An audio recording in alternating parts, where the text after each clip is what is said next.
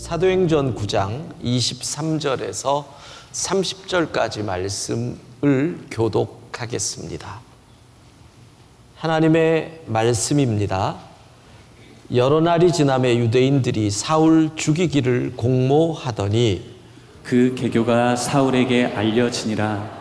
그들이 그를 죽이려고 밤낮으로 성문까지 지키거늘 그의 제자들이 밤에 사울을 광주리에 담아 성벽에서 달아 내리니라. 사울이 예루살렘에 가서 제자들을 사귀고자 하나 다 두려워하여 그가 제자됨을 믿지 아니하니 바나바가 데리고 사도들에게 가서 그가 길에서 어떻게 주를 보았는지와 주께서 그에게 말씀하신 일과 다메섹에서 그가 어떻게 예수의 이름으로 담대히 말하였는지를 전하니라. 사울이 제자들과 함께 있어 예루살렘에 출입하며 또 주 예수의 이름으로 담대히 말하고 헬라파 유대인들과 함께 말하며 변론하니 그 사람들이 죽이려고 힘쓰거늘 형제들이 알고 가이사랴로 데리고 내려가서 다소로 보내니라. 아멘.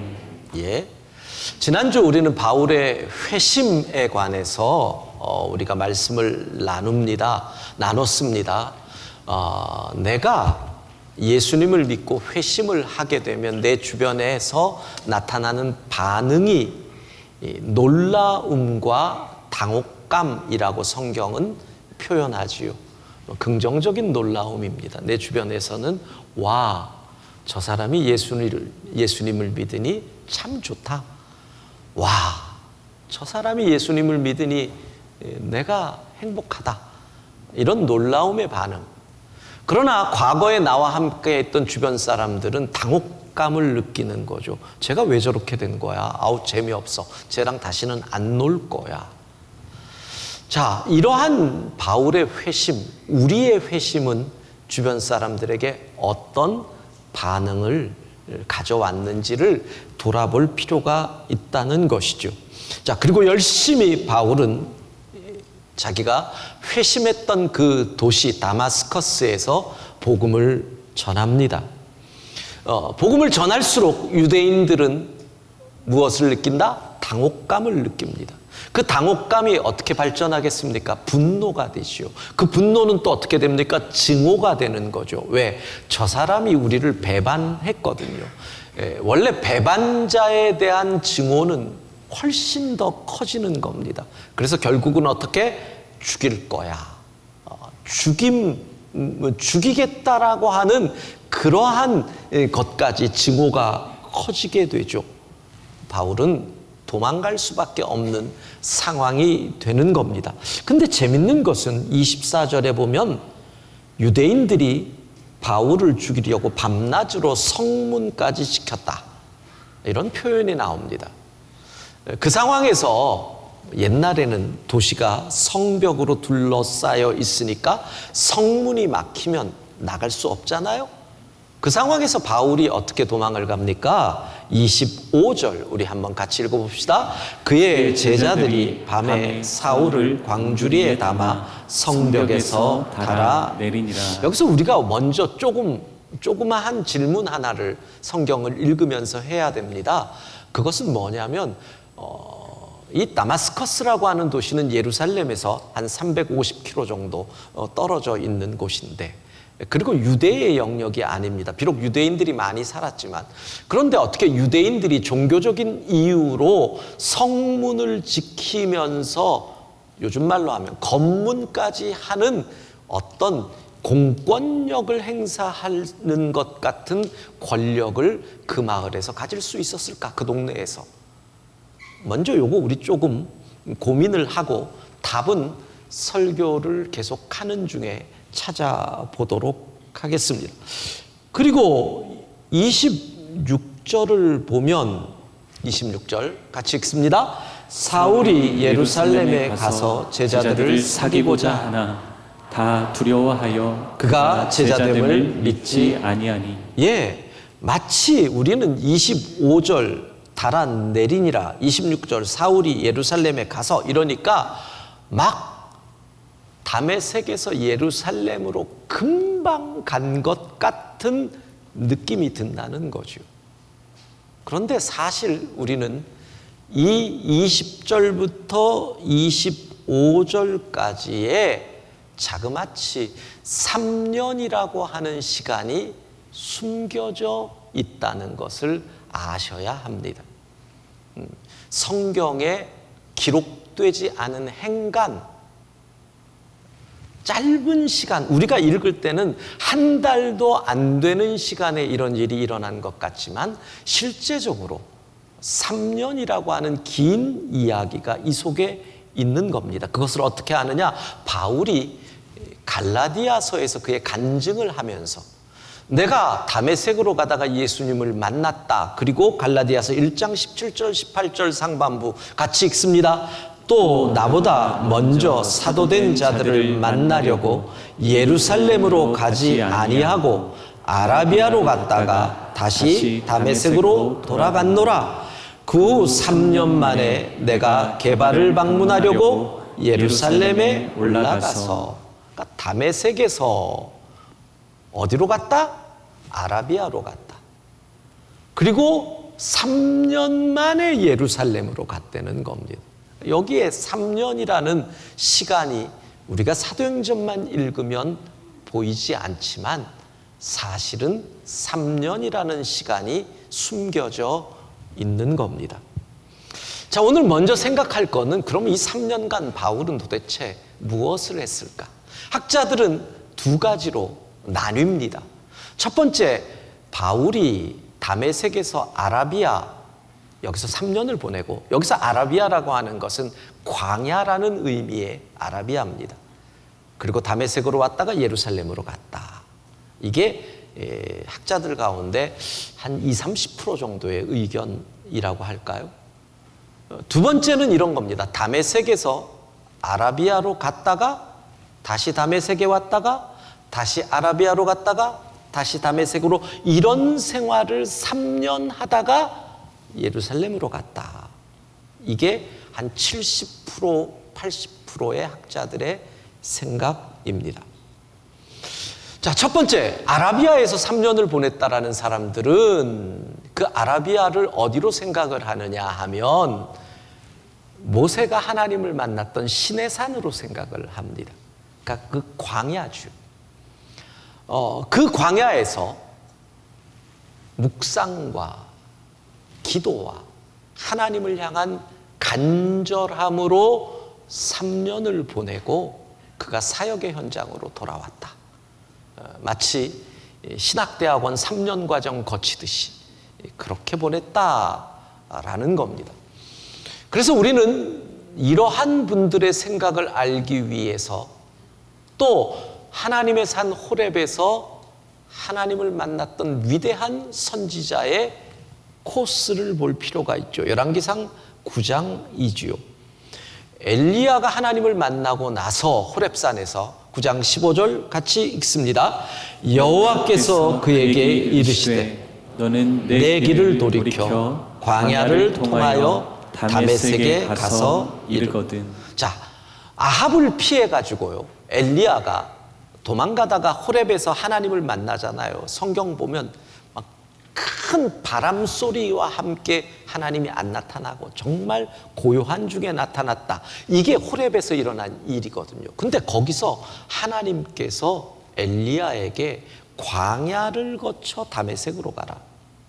그러니까 성경에 하나님이 선지자들을 만난 그 산, 위대한 모세와 위대한 엘리야, 구약에 있어서 최고봉이 모세와 엘리야잖아요.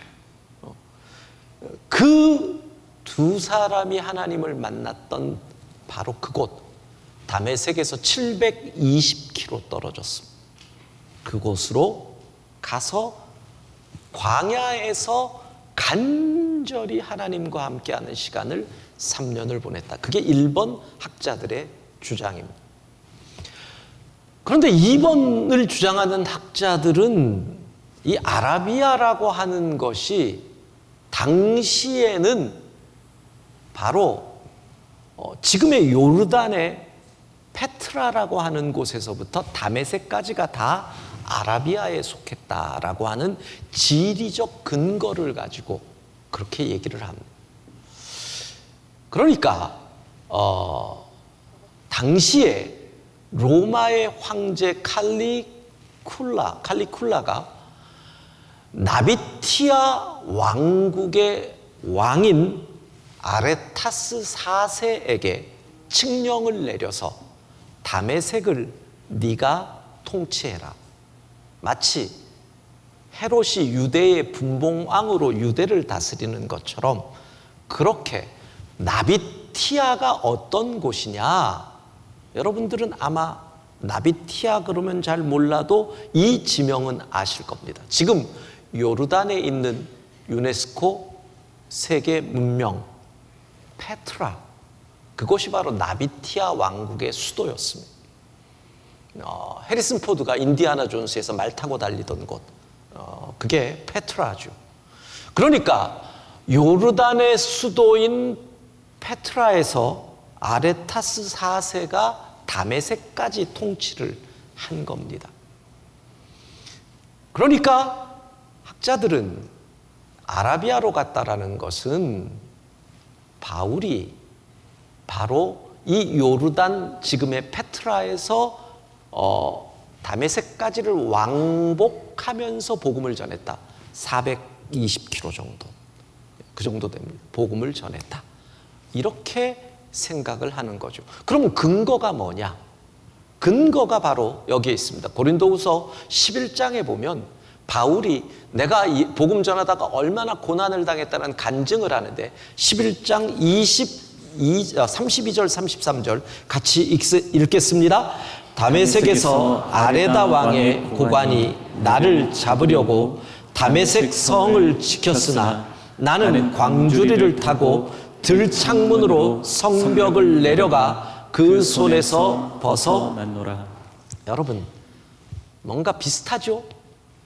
다메섹에서 바울이 도망간 이야기, 광주리 타고 도망간 얘기가 여기에 나와요. 근데 여기서 왕 이름이 나오죠. 아레다 왕. 이게 바로 아까 얘기했던 나비티아 나라의 아레타스 4세의 성경 표기예요. 아레다 왕이 무슨 이유인지 자기가 통치하던 다메섹의 고관에게 바울을 잡아라. 그래서 바울이 어쩔 수 없이 사람들의 도움을 받아서 갔다. 광주리를 타고. 지금 그 얘기가 나오는 거예요. 뭐 여기서 들창문으로 성벽을 내려갔다.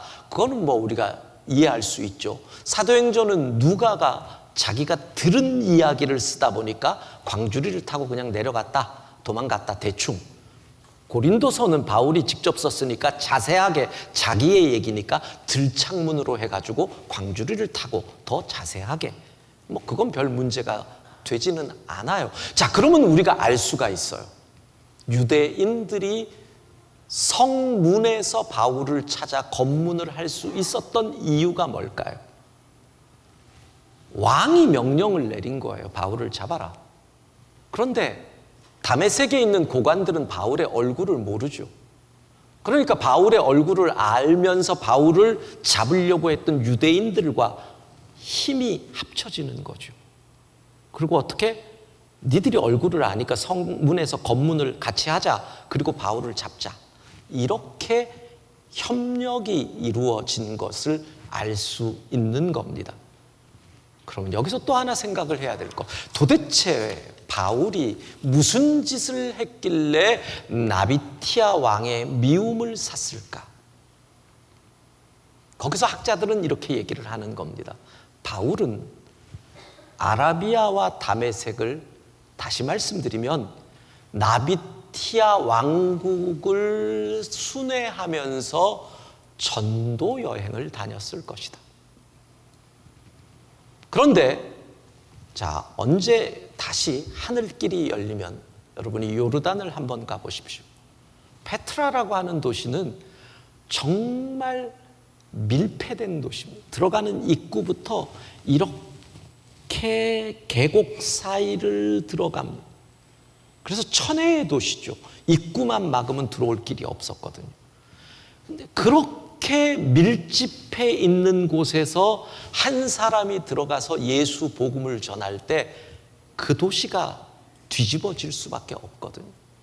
왕의 입장에서는 우리의 풍속을 해하는 어떤 헛된 사상을 전하는 사람, 저놈 잡아라. 그러니까 바울은 또 다메섹으로 왔을 때 다메섹에 있는 총독 또는 장수, 왕의 고관이 바울을 잡으려고 했다. 그 3년 바울은 역시 전도 여행을 다녔다. 이게 두 번째 이론인 겁니다. 어찌됐든 여러분, 첫 번째를 따르든 두 번째를 따르든 상관없습니다. 바울은 그 3년 광야의 시간을 보냈다라는 것은 확실한 겁니다. 그리고 바울이 예루살렘에 갑니다. 보름을 보내죠. 15일. 15일간도 참지 못하고 열심히 복음을 전합니다. 그리고 또 쫓깁니다. 오늘 본문 30절에 보면 쫓겨서 어디로 갔다? 다소. 다소는 어디예요? 바울의 고향. 자, 그리고 성경은 지금부터 바울이 또 사라집니다. 몇 년? 7, 8년간 사라집니다. 언제 나타납니까? 7, 8년 후 사도행전 11장에서 안디옥 교회에서 나타납니다. 11장 25절. 바나바가 사울을 찾으러 다소에 가서. 여러분, 바울이 선교를 하는 주의 도구가 되기 위해서 복음의 전도자로 앞장서고 나서고 주도적으로 주의 일을 하는 그곳에 오기까지 자그마치 10년에서 11, 12년간의 광야의 시간이 있었다. 이것이 오늘 성경의 행간의 이야기입니다. 우리에게 보이지 않지만 아라비아와 다소라는 광야의 시간, 자그마치 10년 이상을 그 시간을 보내고 하나님은 그를 일선으로 끌고 나오는 겁니다. 우리는 어떤 사람이 위대한 일을 할 때 그 사람이 한 열매를 보고 와 박수를 칩니다. 그런데 그 위대한 일을 한 사람, 그 위대한 일을 이룬 사람의 숨겨진 땀과 눈물은 간과하고 지낼 때가 많다는 겁니다. 큰 나무라는 것은 무슨 뜻입니까? 보이지 않는 뿌리가 깊고 넓다는 겁니다. 근데 뿌리가 보이지 않다 보니까 열매만 보고 박수를 친다는 것이지요. 한 사람이 위대하다라는 것은, 그 사람이 여기까지 왔다라는 것은 흘린 땀이 있다는 것이고 흘린 눈물이 있다는 것이고 수고한 노력과 눈물, 즉 눈에 보이지 않는 광야의 시간을 거쳐서 여기까지 왔다라는 것입니다. 그 인생의 행간을 볼 수 있는 자가 지혜로운 자입니다. 오늘 우리는 바울에게 있어서 광야의 시간이 어떤 의미였는지를 생각해 보려고 합니다. 왜? 어쩌면 우리가 지금 광야를 걷고 있을 수 있기 때문입니다. 여러분의 인생에 메마른 광야를 걸어간다면 오늘 말씀을 기억하십시오. 지금이 아니라 나중이라도 내 인생의 광야길을 걷는다면 이 광야길에서 무엇을 해야 될지를 생각하셔야 합니다. 첫 번째, 바울은 그 광야길에서 은혜를 발견합니다. 이거 참 중요합니다. 왜냐하면 아라비아에서 3년을 보내고 예루살렘으로 가죠. 예루살렘에서 어떤 반응을 맞이합니까? 9장 26절, 사울이 예루살렘에 가서 제자들을 사귀고자 하나 다 두려워하여 그가 제자됨을 믿지 아니하더라. 여러분, 3년이 지났는데도 예루살렘 교회 공동체는 바울을 받아들이지 않습니다. 왜? 바울의 죄. 바울은 심각했을 겁니다.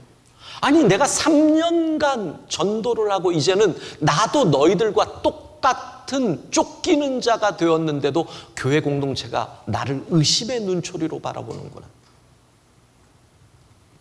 그가 다소에 가서 7, 8년간 무엇을 묵상했겠습니까? 이 죄를 어떻게 해결할까? 여러분, 바울의 일생은 율법의 의를 쫓았던 일생입니다.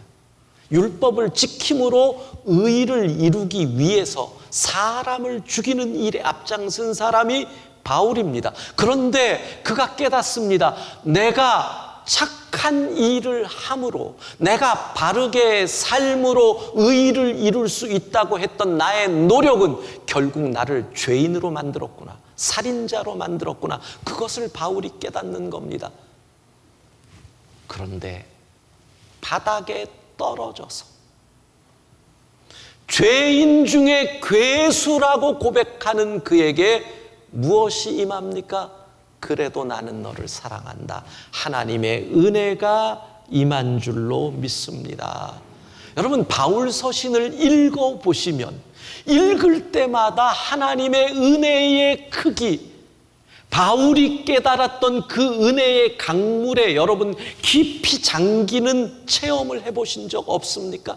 바울 서신을 읽으면 와, 아무리 죄가 커도 하나님의 은혜는 나의 죄를 덮을 수 있구나를 느끼게 됩니다. 그것이 바로 광야에서 바울이 발견한, 세상이 그의 죄를 향하여 손가락질함에도 나를 안아주시는 하나님의 은혜를 깊이 체험한 바울의 광야의 시간의 열매인 것입니다.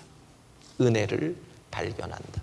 두 번째는 훈련의 시간입니다. 아무리 성령 충만해도 훈련 없으면 우리는 온전해지지 않거든요.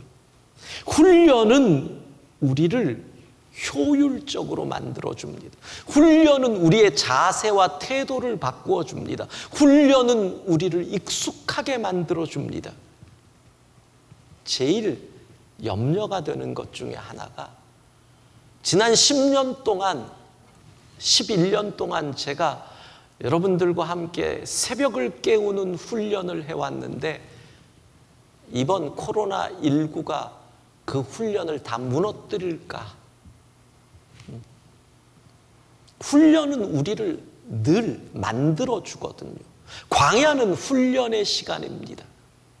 그런데 나비티아 왕국에 가서 전도를 합니다. 그 전도의 실패를 통해서 전도는 이렇게 하는 게 아니구나. 전도의 성공을 통해서 전도는 이렇게 하는구나. 무슨 자세? 선교사의 자세를 훈련해 가는 것이죠. 여러분, 광야를 훈련의 시간으로 삼으면 광야는 훈련소가 되어 준비의 시간이 됩니다. 준비되면 하나님이 쓰시거든요. 근데 광야를 불평과 원망의 시간으로 삼으면 광야는 교도소가 됩니다. 교도소는 뭡니까? 작은 도둑이 가서 큰 도둑질 배우는 곳입니다. 작은 불평이 큰 불평으로 바뀌는 곳이 교도소입니다. 그러면 낭비의 시간이 되는 것이죠. 사랑하는 여러분, 광야를 걸어가고 계십니까? 이 광야가 하나님 쓰실 만한 훈련의 시간 될 수 있기를 축원합니다. 훈련입니다. 세 번째, 광야는 바울에게 있어서 자기를 포기하는 시간입니다. 내 힘으로 안 되는 곳이거든요. 내가 자랑하던 모든 것이 쓸모 없어지는 곳이 광야입니다. 로마의 시민권이 광야에서 무슨 의미가 있습니까? 가말리엘 문화라고 하는 학벌이 광야에서 무슨 의미가 있습니까?